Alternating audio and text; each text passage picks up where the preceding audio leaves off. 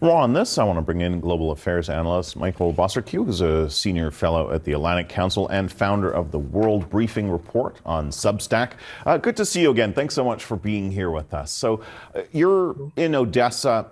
Walk us through what it's been like on the ground there in the past few days as temperatures have dropped to minus 15 Celsius. Sure, and Happy New Year to you, Kim.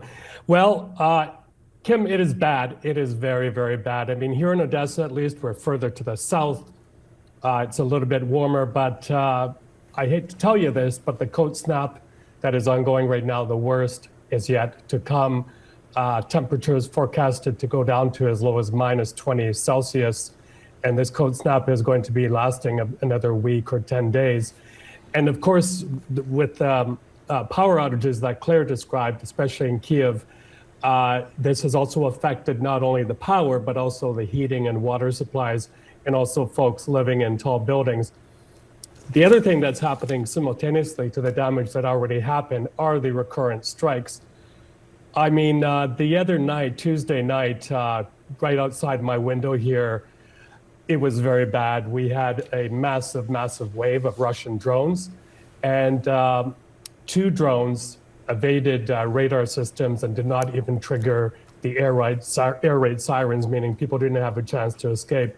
And those are the 2 that inflicted a lot of damage, including on an amusement park not far from me, and also on the Odesa headquarters of the United Nations. Gosh, it must be just absolutely terrifying. Glad you're all right. For more on the situation with the power, I mean, we got a good overview from our reporter in Kyiv, and we heard President Zelensky declare the state of emergency. You wrote about an opposition MP going after the Zelensky administration this week, saying officials need to answer for why people still don't know when the power's coming back, and he also raised allegations that money that was meant to protect the grid was stolen. I mean, how much is this energy crisis becoming a political problem for Zelensky on top of everything else that he's facing?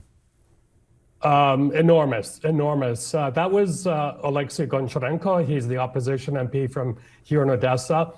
And yes, he did the right thing. He slammed the government for its incompetence.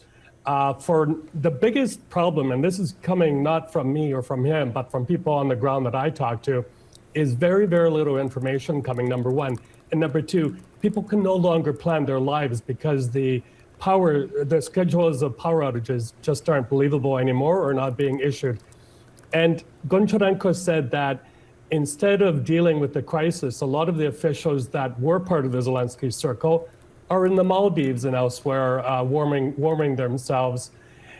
He did announce a special commission, but that's too little too late. And yes, a lot of people here are linking their current problems with the outages to the $100 million corruption scandal, money which was meant to go to protect power plants. So it's a big mess for Zelensky right now. Looking big picture, I mean, this is the 3rd straight winter where Russia's gone hard after civilian infrastructure. You know, we heard in that report from that older woman who was, you know, she was really down about this, how it was all affecting her mentally. I mean, you've been in Ukraine since before the invasion. You got family ties there. I mean, how do ordinary Ukrainians talk about all of this privately, you know, when the cameras aren't around? You get the sense that this strategy is wearing Ukrainians down?